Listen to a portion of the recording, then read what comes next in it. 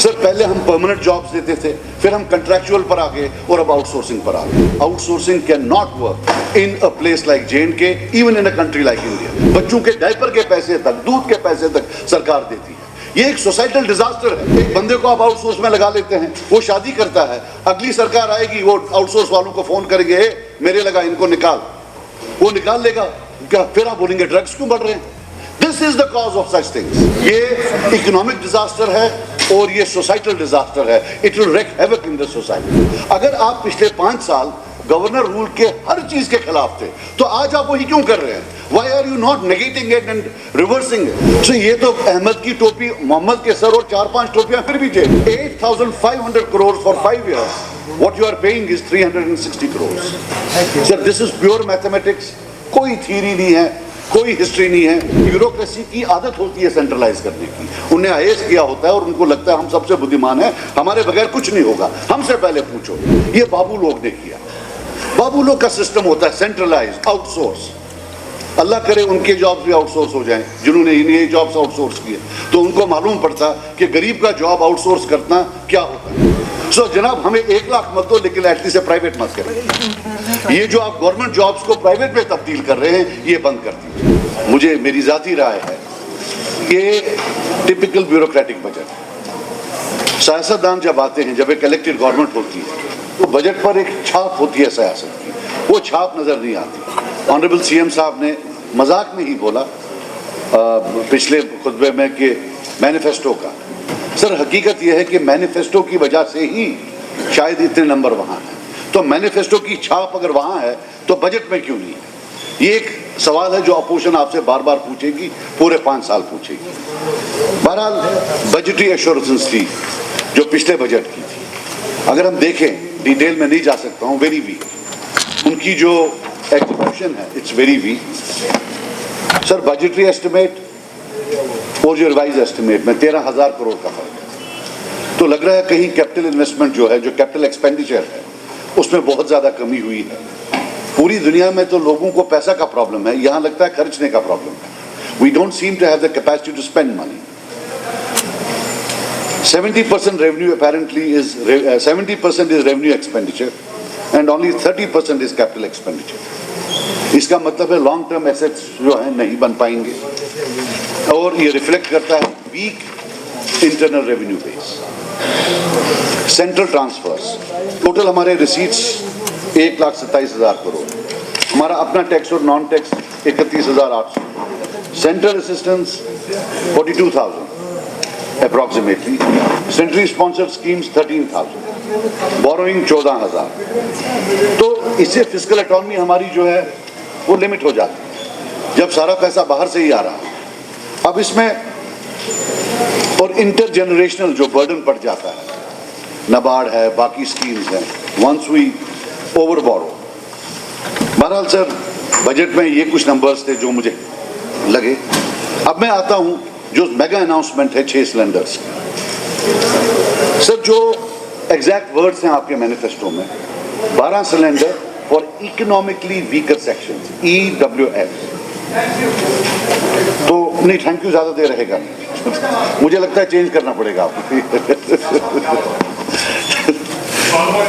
तो sir 2 lakh AAY families हैं, 14 lakh BPL जिनको अब बोलते हैं priority households. As per an order in 2018 BPL का नोमेनक्लेचर चेंज करके उनको प्रायोरिटी हाउस होल्ड्स बोलते हैं। तो BPL बेचारा कब से इकोनॉमिकली स्ट्रांग हो गया, ये मुझे समझ नहीं आई। वो भी तो इकोनॉमिकली वीक है। द एक्चुअल मोनेटाइज्ड, अगर आप मैनिफेस्टो को ले तो आपको 16 लाख फैमिलीज को 12 सिलेंडर देने थे, जो बनता था 1,680 करोड़ साल, और 5 साल का बनता था 8,500 करोड़। आज 1.5 साल तक तो 1 पैसा नहीं दिया, 1.5 साल से 3 महीने कम है। जो आप बोल रहे हैं वो लगभग 120 से 130 करोड़ होगा, और अगले 3 साल अगर दे देंगे आप तो 360 करोड़ होगा। So against a promise of 8,500 crores for 5 years, what you are paying is 360 crores. Sir, this is pure mathematics. कोई थ्योरी नहीं है, कोई हिस्ट्री नहीं है। If I am wrong, I would love to be corrected. That as per manifesto you promised 8,500 crore, और आप जो दोगे 350, 400 लगा लें, उससे ज्यादा आप नहीं देंगे। अब दूसरा बात, ये पैसा आया कहां से?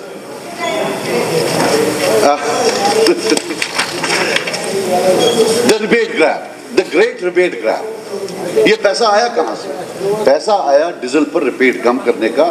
जो डीजल है नॉर्मली पब्लिक व्हीकल्स जो है उनमें लगता है, पब्लिक ट्रांसपोर्ट, वो लगभग मुझे लगता है 250 करोड़ वहां से आएगा। सो गरीब के जेब से 150 दिया, 150 या 120 दिया बाकी गरीबों को, 130 फिर भी सरकार के पास बच गया। सो ये तो अहमद की टोपी मोहम्मद के सर और 4-5 टोपियां फिर भी जेब में, ये तो न्याय ही निकला।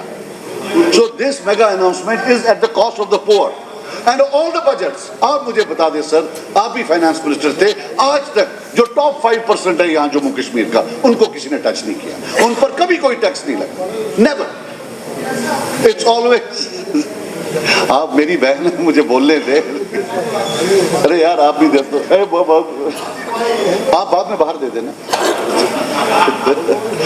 सो ये आपका रिबेट, ये जो आपने दिया हुआ है, number 1 a very diluted from what you promised.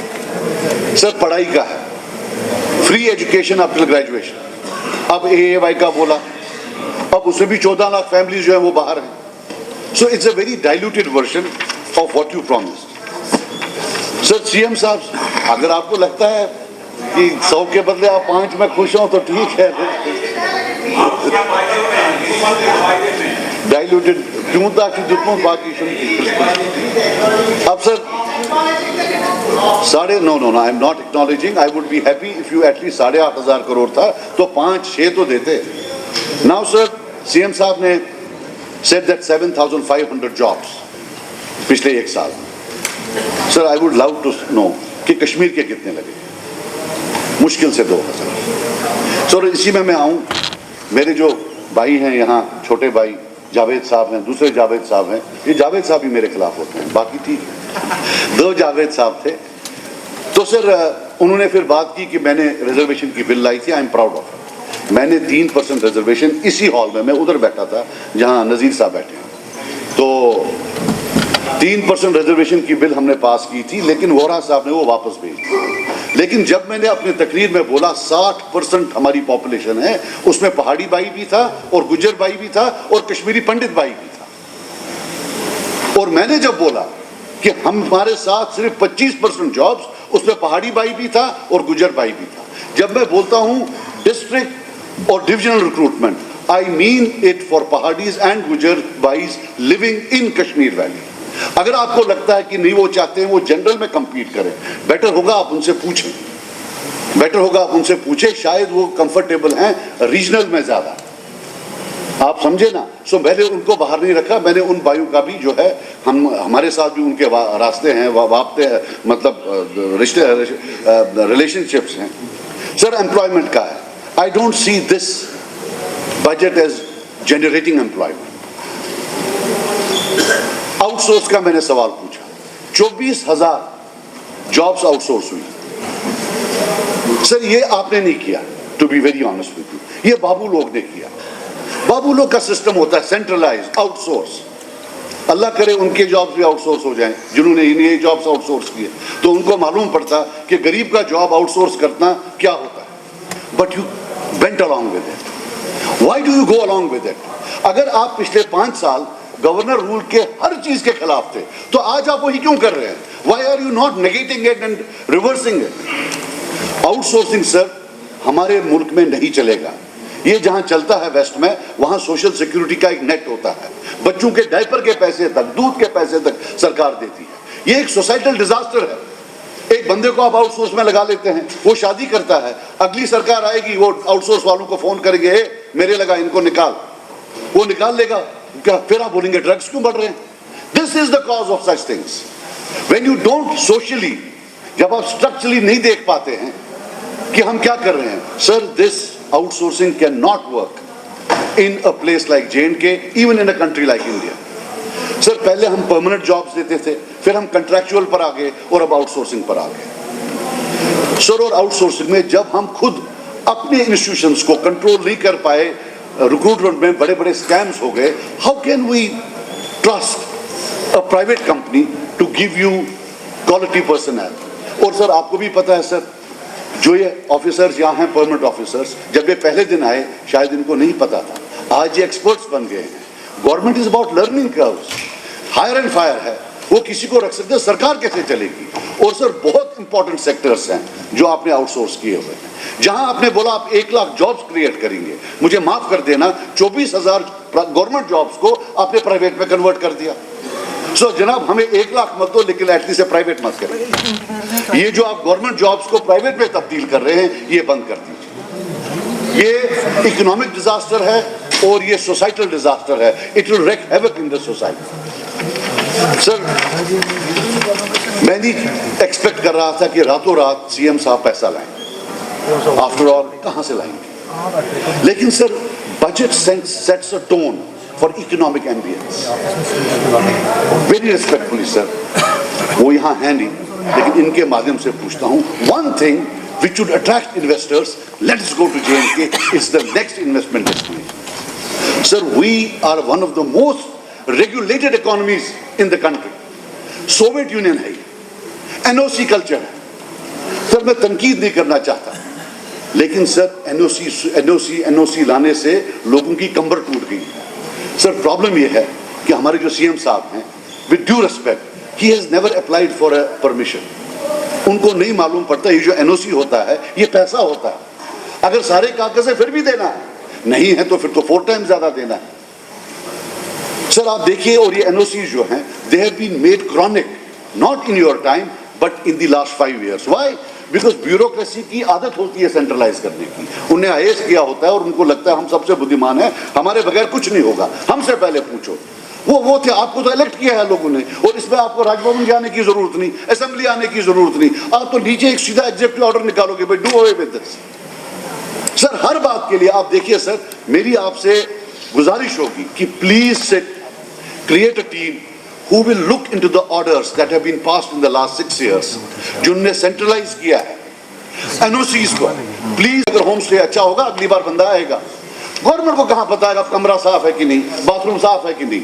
You are basically giving handle to the government officials to go and demand something. Sir लोग बहुत तंग हैं, बिकॉज सर बहुत ज्यादा पिछले 5 साल में स्पेशली बहुत अच्छे काम भी हुए हैं.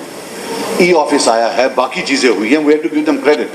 बट सर एक चीज है, there has been a tendency to centralise, to highly regulate. We are a highly over regulated economy. वो मुझे अंदाजा था कि इसमें जो है वो ठीक करेंगे, वो नहीं हुआ. सर यही मेरी गुजारिशात थी, और इसके अलावा मुझे कोई ज़्यादा चीज़ें बोलनी नहीं है.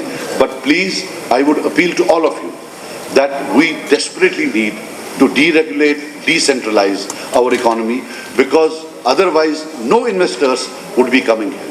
So tourism और horticulture का बता दूं, these are gold mines only if we can recognize them. So एक चीज सर, मैंने इकोनॉमिक्स पढ़ी है सर, उस पर जबरदस्त असॉल्ट हुआ है इस हाउस में, तो प्लीज सर उस असॉल्ट को जरा ठीक करें. सिर्फ एक चीज बोलना चाहता हूं, when you want to check एक ट्रेडिशनल इकोनॉमिक थ्योरी कि क्या कंट्री बैकवर्ड है या डेवलप्ड है, तो आप देखते हैं कि कितने लोग एग्रीकल्चर में हैं. जितने ज्यादा हो मतलब हो गया कि उतना बैकवर्ड, जितने कम हो मींस उतना वो जो है हाई इनकम कंट्री. तो बच्चे कभी कभी हमारा सेशन देखते हैं, अल्लाह माफ करे अगर उनने सवालों में वो जवाब लिखे, सवालों के बदले वो जवाब लिखे, तो वो तो बेचारे पास ही नहीं कभी होंगे. तो मुझे लगता है वो मिस कर. Thank you.